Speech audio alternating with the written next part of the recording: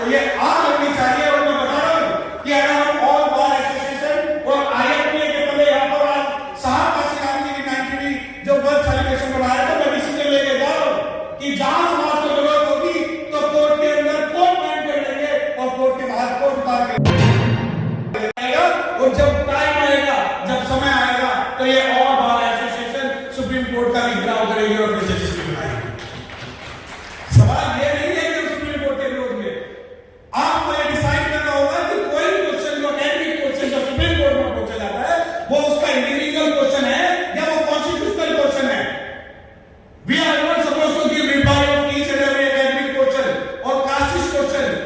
We are there to give reply as per the constitution mandate. बड़ी अजीब बात है, पूरे अधिकारों की बात करते हैं कि भाई जो मौलिक अधिकार है वो संविधान की आत्मा है। एक वर्ड लाते हैं कि नहीं सारी बातें ठीक है, सुप्रीम कोर्ट कहता है सारी बातें ठीक है, परंतु जो प्रोविजन ऑफ रिजर्वेशन है वो 11 प्रोविजन है। एक तरफ तो आप जो अधिकार है उनको कहते हैं कि वह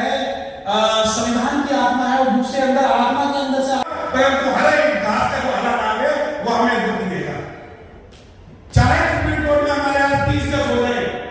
परंतु अगर वो 30 जज भी हमारी बात नहीं करते तो मैं ऐसे रिप्रेजेंटेशन ऐसे सुप्रीम कोर्ट जजों को बनाने की बात नहीं करूंगा। उससे बढ़िया तो मैं वकील हूं जो कम से कम ये प्रयास करूंगा कि कल सुप्रीम कोर्ट को घेर दूंगा। 2 अप्रैल में सुप्रीम कोर्ट ने हमें छेड़ने की कोशिश की, 2 अप्रैल में सुप्रीम कोर्ट ने हमें छेड़ने की कोशिश की, लेकिन हमने भी बता दिया कि छेड़ोगे तो छोड़ेंगे नहीं,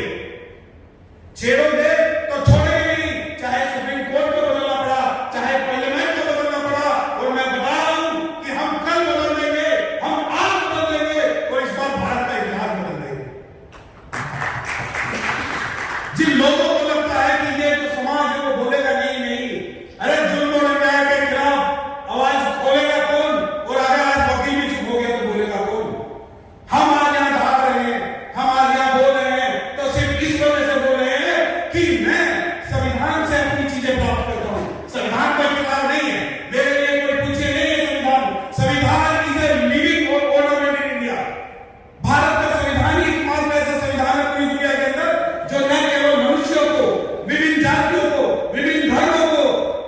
समानता प्राप्त करता है, बल्कि वो पेड़ पौधे और जानवरों को भी उतने ही अधिकार देता है जितने मनुष्यों को देता है। इस प्रकार का एग्जाम्पल पूरी दुनिया में आपको देखने को नहीं मिलेगा। सुप्रीम कोर्ट ने डिसिप्लिनेशन की बात की, अभी यादव की बात करके गए, बिल्कुल करते थे। मैं बता दूं कि दिल्ली बार काउंसिल के अंदर 70 साल में एमपी शेड्यूल कास्ट नहीं जीत पाया है, वो इसीलिए क्योंकि रिजर्वेशन नहीं है। हम जाके खड़े होते हैं, हमें पता लगता है कि नहीं सीनियर डेजिग्नेटेड एडवोकेट है, इसकी फेस वैल्यू कितनी है। मैं बता रहा हूं, चैलेंज है मेरा कि आज आप चाहे फेस वैल्यू की बात कर लो, कल जब ये एससी एसटी ओबीसी माइनॉरिटी आएंगे तो ये अपने कबीले वैल्यू की बात करेंगे, ये कबीलों से बात करेंगे। वो जो फेस वैल्यू है, जिस जज का जो जज फेस वैल्यू देकर किसी को भी नहीं दे रहा, तो यकीन मानिए वो सबसे ज्यादा कास्टिस्ट और एट्रोसियस जज है सुप्रीम कोर्ट के अंदर। और मैं बताऊं उन सभी जो जज जब ये जज करते हैं बात कि जो मोर है मोरनियों के आंसुओं से गर्भवती होती है तो हमें पता लगती है कि उनकी मेरिट क्या है। अरे तुमसे बढ़िया तो हम हैं, हम कम से कम खाल उतार के जूता बना लेते हैं, इतनी हमारे अंदर समझ, इतनी साइंटिफिक नॉलेज तो है। कम से कम तुम्हारे जैसे ये तो बात नहीं करते कि मोरनी जो है मोर के आंसू से गर्भवती होती है। अगर यहाँ पर पार्लियामेंट्रियन सिस्टम होता है, रियल कोई जस्टिस या रियल कोर्ट होता तो इस जज के खिलाफ सबसे पहले इंपीचमेंट लाना चाहिए था, जितनी सैलरी दी है उसे रिकवर करना चाहिए था और कंटेम्प्ट ऑफ कॉन्स्टिट्यूशन के नाम पर इन्हें जेल भेजना चाहिए था। क्योंकि भारत के अंदर कंटेम्प्ट ऑफ कोर्ट का प्रोविजन है, कंटेम्प्ट ऑफ कॉन्स्टिट्यूशन का नहीं है। सुप्रीम कोर्ट में कोई जज नहीं बैठ जाता और बोलता है कि नहीं how much time the reservation will take benefit of the reservation till you are taking benefit of the collegium system till we will take benefit of the reservation and reservation is property of our father because we are getting power from the supreme, we are getting power from the constitution and we are getting power from the Baba Saheb doctor Bhimrao Ambedkar vision. जब आप कहते हैं कि नहीं भाई आप यहां पर रिजर्वेशन की बात है, मैं बता दूं कि अगर भारत के जुडिशियल सिस्टम को डिवाइड करने की बात होगी। तो सिर्फ भारतीय जो न्यायपालिका का इतिहास है वो दो भागों में बांटा जा सकता है, एक मंडल कमीशन से पहले का भाग और दूसरा मंडल कमीशन के बाद का भाग। और जब भी ये सुप्रीम कोर्ट जजेस फुल बेंच में बैठती है तो सिर्फ ये डिसाइड करने के लिए बैठते हैं कि किस प्रकार इन SC, ST, OBC और माइनॉरिटीज को उनके हम अधिकार ना दें। परंतु ये बात मानिए कि अगर आज हम ऑल बार एसोसिएशन वाले यहाँ हैं और IMTA वाले हैं यहाँ हैं, तो हम सिर्फ यहां पर इस वजह से है क्योंकि हमें संविधान को बचाना है, आप लोगों को बचाना है। आप अभी बहुत सारे डिबेट चलते हैं कि collegium system, electoral bond, reservation system, ये सारे के सारे इस वजह से है कि सुप्रीम कोर्ट को ये ना लगे कि हमारे ऊपर टारगेट होगा। मैं बता रहा हूं कि हम ऑल इंडिया बार एसोसिएशन के माध्यम से बता रहे हैं कि पूरे कच्छ से कोयना से कश्मीर से कन्याकुमारी और में क्रिएट किया गया है, जिसके अंदर आप ये कहो कि नहीं ये बात ठीक है कि मौलिक अधिकारों के बीच में 15,404 रुपए गए हैं, परंतु वो इनहेरेंट प्रोविजंस है, you can not enforce them as a right. How can I tell you this is the rule of कुश्ती, I can openly say that judiciary is playing blame game with the people of India and they are manipulating. आज लोग तालियां बजा रहे हैं, नई electoral board पर supreme court ने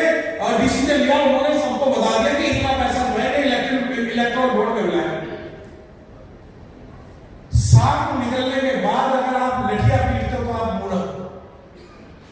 ये इलेक्टोरल बोर्ड आज का नहीं, इलेक्टोरल बोर्ड शुरू से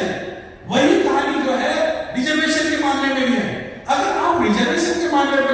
छेड़ते हो तो मैं बताना चाहता हूं डॉक्टर साहब आपको एक बार, पूना पैक्ट अगर पढ़ेंगे तो पूना पैक्ट के अंदर की एक क्लोज है कि when there will be any changes in the reservation then both parties will sit and mutually decide what to be ratio of the reservation। तो अगर कभी रिजर्वेशन को छेड़ने की बात होगी तो ऊपर भी कह रहा हूं कि पार्लियामेंट जो है वो कॉन्स्टिट्यूशन असेंबली में कन्वर्ट होगी, तभी जाके रिजर्वेशन का कोई भी प्रावधान जो है वो चेंज किया जा सकता है। वरना सभी चीजें जो सुप्रीम कोर्ट के 5 जज, 7 जज, 13 जज, 21 जज करेंगे वो अनकॉन्स्टिट्यूशनल होगा। और अगर किसी भी व्यक्ति की आत्मा जिंदा होगी या किसी भी पार्टी का अगर शेड्यूल कास्ट और शेड्यूल कास्ट के बारे में अगर समर्थन की बात करते हैं तो उन सभी जजों को, उन सभी व्यक्तियों को पार्लियामेंट के अंदर 5, 7, 12, 21 जजों के खिलाफ इंपीचमेंट की प्रोसीडिंग इनकम्पेटेंसी का आधार पर लानी होगी, तभी जाके रिजर्वेशन के रियल प्रावधान है लागू हो पाएंगे, वरना नहीं हो पाएंगे। अब आप कहते हैं कि नहीं ये क्या बात कर रहे हैं हवा में कि कॉन्स्टिट्यूशन असेंबली में कन्वर्ट होगा, क्योंकि कॉन्स्टिट्यूशन असेंबली का मतलब है कि वहां पर हर वर्ग का एक रिप्रेजेंटेशन होगा, हर व्यक्ति वहां होगा, उसकी बात उठाई जाएगी, उसकी समाज की बात उठाई जाएगी। परंतु हम लोगों को लगता है कि ये लड़ाई सिर्फ इतनी सी है, हमारे 130 जो पार्लियामेंट्रियन है, मैं नहीं कहता कि वो सही है गलत है, परंतु मैं आज भी we the people of India में विश्वास करता हूं। वी का मतलब आई, वी का मतलब वी का मतलब SC, ST, OBC, minorities and women, we का मतलब डिप्रेस्ड क्लास, वी का मतलब है कि हमारा जो वोट है, हमारी जो ताकत है, सुप्रीम कोर्ट उससे विरोध नहीं जा सकता। और अगर सुप्रीम कोर्ट जाने की बात करा तो मैं खुल के बता दूं कि हमें सुप्रीम कोर्ट से न्याय, हमें सुप्रीम कोर्ट से कोई भी ऑर्डर नहीं चाहिए, हमें सुप्रीम कोर्ट से जस्टिस चाहिए, और justice as per the constitution चाहिए, justice not as per the previous judgment चाहिए। केशवानंद भारती का जजमेंट हो गया, इनका सानी का जजमेंट हो गया, कोई से भी जजमेंट हो गया, that would be your personal thinking, that is not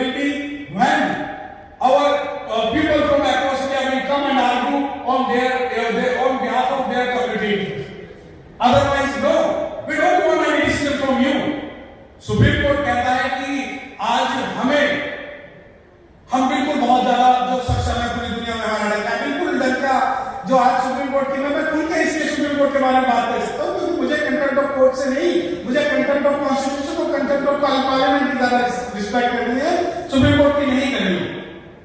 सवाल है कि आज हम लोग आए, बिल्कुल ठीक बात, हम लोग आए, क्या हम इसलिए आए हैं कि यहाँ कॉन्स्टिट्यूशन क्लब आए? नहीं, हमें एक डिसीजन यहां से लेना है। एक दुष्यंत की कविता है कि हो गई है पीर पर्वत सी पिघलनी चाहिए, कि हो गई है पीर पर्वत सी पिघलनी चाहिए, और आज भी इस हिमालय से गंगा निकलनी चाहिए, और आज ये दीवार पर्दों की तरह हिलने लगी, शर्त ले गंगे की बुनियाद हिलनी चाहिए, और हर सड़क पे हर गली हर मोड़ पे अल्लाह में, कि हर सड़क पे हर गली हर मोड़ पे अल्लाह में हाथ मिलाते हुए हर लाश चलनी चाहिए, और सिर्फ हंगामा खड़ा करना मेरा मकसद नहीं, सिर्फ हंगामा खड़ा करना मेरा मकसद नहीं, सारी कोशिश ये है कि सूरत बदलनी चाहिए, और हो कहीं भी आग तो ये आग लगनी चाहिए, हो कहीं भी आग तो ये आग लगनी चाहिए। और मैं बता रहा हूं कि अगर हम ऑल बार एसोसिएशन और आईएफए के बंदे यहां पर आज साहब का सिराम की 90वीं जो बर्थ सेलिब्रेशन बनाया था, मैं डिसीजन लेके जा रहा हूं कि जहां समाज को जरूरत होगी तो कोर्ट के अंदर कोट पहन कर लेंगे और कोर्ट के बाहर कोट उतार कर लेंगे। मैं अपने साथियों को 2 मिनट के लिए स्टेज पे, मैं चाहूंगा कि मेरे सभी साथी 2 मिनट के लिए स्टेज पे आए, क्योंकि मैं दिखाना चाहता हूं कि यकीन पूरे भारत में अगर आप ये कहोगे कि ये पूरी टीम यहां जाए तो हम अपने खर्चे पे समाज की लड़ाई लड़ने के लिए आपके साथ कंधे से कंधा मिलाकर खड़े रहेंगे, क्योंकि हमें बाबा साहब डॉक्टर भीमराव अम्बेडकर साहब के सपनों का भाग बनाना है। सिर्फ भाषण देके ये बोल के कि हम क्या करेंगे क्या नहीं करेंगे ये नहीं करना। मैं बता रहा हूं कि और बार कि जब भी समाज ये चाहेगा कि हम आप लोगों के साथ खड़े रहें तो हम आपके साथ खड़े रहेंगे। इन्हीं शब्दों के साथ क्रांतिकारी जय भीम।